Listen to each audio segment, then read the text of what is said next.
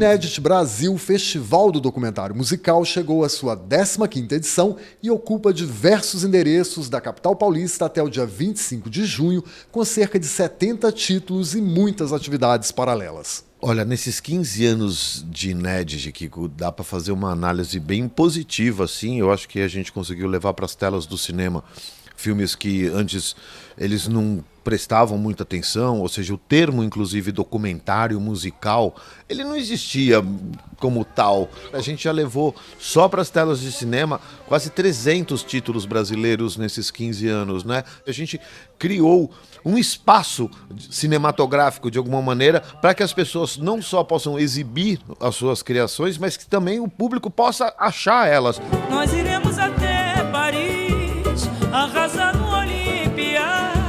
15 anos depois, está muito claro que documentário musical não é só cinebiografia, né?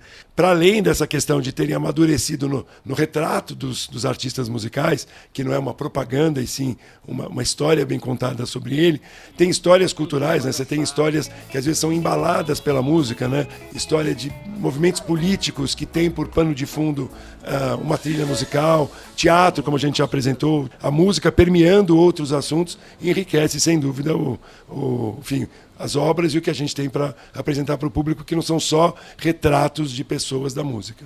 Este ano temos 35 filmes brasileiros participando do Inédit. Temos coisas incríveis, né? Que passam pela bossa nova, pela música erudita, pela canção popular, pelo samba canção, pelo choro. A gente tem filmes sobre Chiquinha Gonzaga, Dolores Duran, Mestre Moa, né? Tom, Elis, Miúcha. A gente realmente consegue fazer uma boa salada assim do que é o documentário musical brasileiro. É uma cobra, é um pau, É João, é José, é um espinho, na mão, é um corte. no pé. A programação gringa também está muito boa.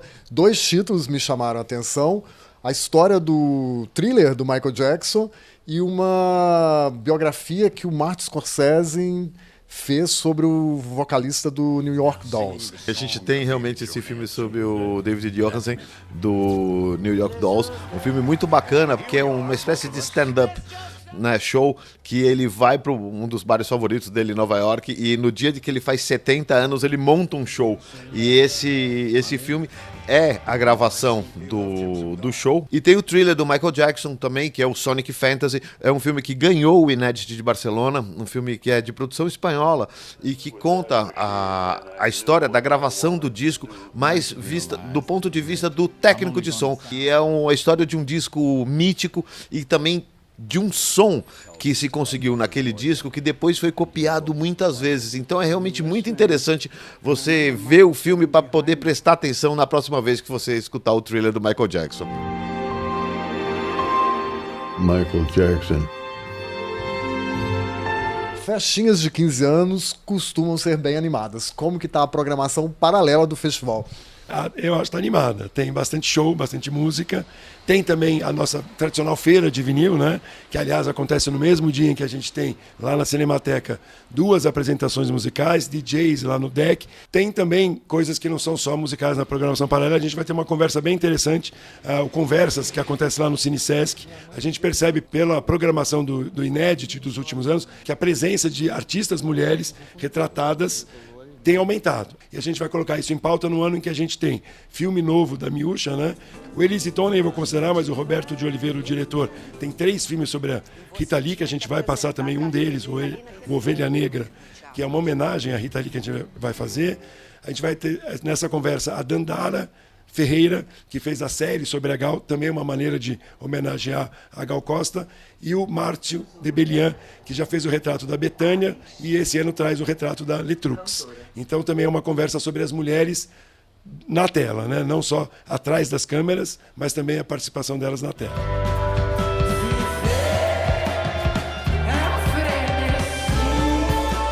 O documentário Chic Show, que resgata a história de um dos bailes mais importantes da cidade de São Paulo, foi o filme escolhido para abrir a programação do Inédit 2023.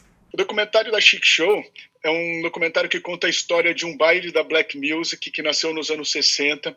Um baile que ele começa como baile e ao longo do tempo ele se transforma. Por algum momento foi contratante de shows, depois ele também chegou a ser um selo de gravadora, foi um programa de rádio, foi também uma casa de shows que tinham várias sedes em São Paulo. E aí com isso ele traz ao longo de 50 anos de história muito a construção de um imaginário mágico em seus frequentadores, uma relação de afeto intensa e maravilhosa de ver como é que o Chic Show faz parte da alma do povo negro de São Paulo. Existe um protagonista nessa história? Sim. O Chic Show é resultado do sonho, né, do Luizão, apaixonado por música, né, por cultura negra de maneira geral. Ele se junta com seus 5 irmãos e cria a equipe de som, que acaba se desenvolvendo ao longo desses 50 anos. Né? Eles criam uma indústria, né, de música negra. Né? Eles trazem grandes artistas da black music americana, como James Brown, eles influenciam o hip-hop brasileiro e também o pagode dos anos 90. Vocês falaram em depoimentos, falaram em arquivo de imagens, eu quero saber se tem música nesse filme. É aquele filme que quando acaba a gente quer ir pra balada, quer ir pra uma pista dançar, é isso? Bom, o Chic Show é quase que um filme dança, né? É um baile. A gente tinha que fazer jus à história deles, né? E isso foi muito importante também nesse sentido, né? A consultoria do Luizão e do pessoal da Chic Show, né? Então as músicas eram as músicas que tocavam no baile. Então a ideia é que as pessoas saiam dançando do cinema, que as pessoas dancem durante a sessão. O ideal seria fazer a sessão com todo mundo em pé. Se as pessoas argumentassem ficar 1h30 em pé, acho que as pessoas dançariam e veriam o filme ao mesmo tempo.